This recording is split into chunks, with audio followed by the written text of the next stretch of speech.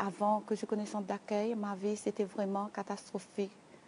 J'étais une femme tout le temps en colère, tout le temps énervée. Une femme n'est pas aimée, j'aime pas aimer. Et moi-même, j'étais vraiment au fond du puits, avec une foyer détruite, avec une famille détruite. Vraiment que ma vie, c'était vraiment au fond du puits. Je ne dormais pas. Moi-même, j'avais un caractère très méchante. Et voilà, je n'avais pas de solution. Et pourtant, j'étais une femme qui croyait en Dieu, qui priait, qui allait dans toutes les églises, cherchait la solution partout. Mais je n'ai jamais trouvé la solution. J'ai trouvé des calmants parfois, en faisant des neuvaines, en faisant des prières. Mais après, c'était comme un cercle de vicieux que je n'ai jamais compris. Mais jusqu'à un jour que je rencontrais un serviteur de Dieu qui m'a invité de venir au centre d'accueil. Depuis ce jour, je suis venue à le centre d'accueil. Depuis le premier prière même, je voyais avec quelque chose. Mais après ça n'a pas arrêté à là, je continue à venir. Je dis là, ici, il y a quelque chose. Parce que ce soir-là, je dormais bien. Je sentais une paix intérieure de moi que je n'ai jamais eue. Quelques mois après, il y avait un sacrifice. C'était le sacrifice Abraham. Mais je ne savais pas c'était quoi.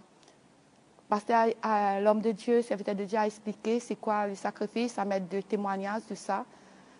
J'avais des enfants aussi à Maurice, et comme moi j'habitais ici, qui me demandaient toujours d'aide.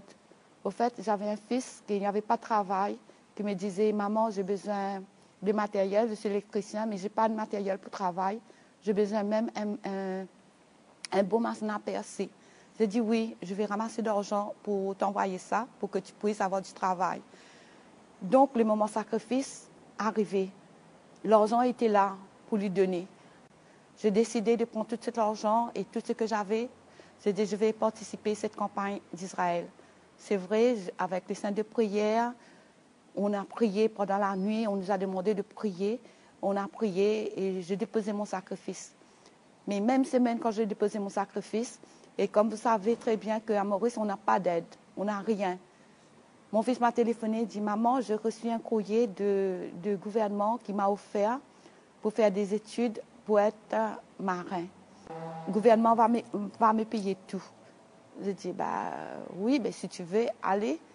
Mais 3 mois après, il a eu son examen, il a réussi. Mais aujourd'hui, je peux dire, mon fils est devenu un grand marin qui voyageait dans le monde entier, que maintenant, sa vie a changé complètement. Mais après, moi, je continue à prier parce que ma vie même, encore, malgré ça, j'avais encore des difficultés, j'avais du mal à pardonner, j'avais du mal, malgré j'ai eu ce miracle, mais en moi-même, intérieur de moi-même, ça a continué vraiment, il y a le haut, le bas. Mais je continue à persévérer dans la prière, je continue à persévérer dans les propos, mais petit à petit, ma vie a commencé à changer.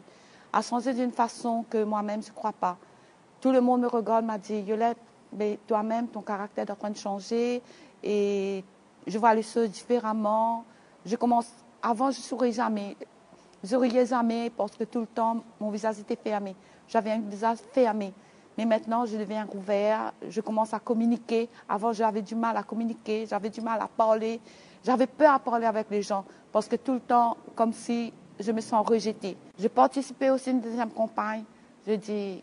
C'était en décembre, j'ai dit, je fais cette campagne pour mon fils. J'avais un fils qui était vraiment dans la drogue, qui était agressif, qui quand il rentrait, je ne comprenais pas rien, il voulait faire n'importe quoi.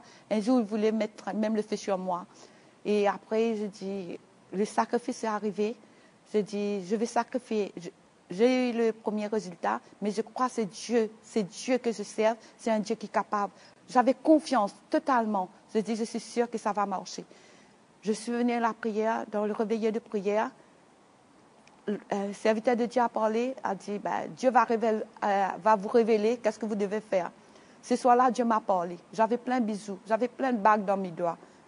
Et j'avais même ma chaîne, j'avais tout. Ce soir-là, j'ai enlevé tous mes bijoux. Je dis, ça ne vaut pas la peine. Je ne fais plus de bijoux. C'est que je veux la délivrance de mon fils. Vraiment, je prends tous les bijoux, je mets dans l'enveloppe. Après, je partis convertir, faire échange en argent, en fait. Mais ce soir-là, je mettais tout dans l'enveloppe. Et vraiment, même avant le sacrifice arrivé, mon fils a totalement délivré, changé, m'a demandé pardon, mais c'était C'est vraiment, vraiment, c'est passer la mort à la vie. J'ai participé aussi en décembre 2013. J'ai participé à une campagne que j'avais tout fait. Je savais que la campagne allait venir. J'avais ramassé une somme d'argent pour faire quelque chose. C'était moi, octobre, j'avais ramassé cet argent. Après, j'ai dit, la campagne va arriver. Je vais tirer cet argent dans la maison parce que je ne vais pas donner cet argent parce que j'ai besoin de cet argent. Je donnais ramasser. C'était une grande somme.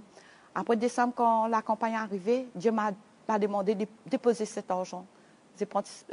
Après, je pris cet argent, je mets dans l'enveloppe, je dis, là, si Dieu a parlé, mais je vais donner, mais je vais rester dépendant de Dieu, j'ai tout donné.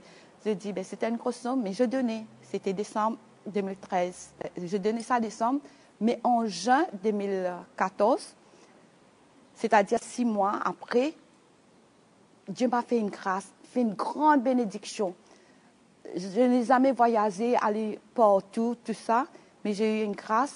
J'ai eu des billets pour aller faire des croisières, pour aller partout. Je connais plusieurs pays. J'étais bénie d'une façon extraordinaire. Coûte plus que 5 000 €. J'étais bénie. Mais le moment que j'avais cette proposition, il y avait le voyage d'Israël, le temple pour aller Salomon. J'ai dit, mon voyage est déjà payé pour aller faire croisière, mais maintenant il y a le temple Salomon. J'ai dit non. J'ai dit, Seigneur, si tu as pouvoir pour que je fasse une croisière, pour aller dans le monde entier, moi, je préfère aller au temple Salomon. Et Dieu a béni aussi. Je peux payer le voyage du temple Salomon, je peux aller au temple. Et là-bas, j'étais aussi bénie. Mais chaque jour, je fais des propos avec Dieu. Je n'ai jamais resté sans réponse. Jamais, jamais. Toujours Dieu m'a répondu. Même après 2 mois, 3 mois, même tout de suite. Et ma vie, je basée sur sacrifice, sur l'autel de Dieu. Sans l'autel de Dieu, sans sacrifice, il n'y a rien. J'ai toujours confiance. Moi, je suis content parfois quand les sacrifices arrivent, parce que c'est le moment de la grâce. Là, on peut mettre à l'épreuve, on peut savoir combien notre Dieu est grand et puissant.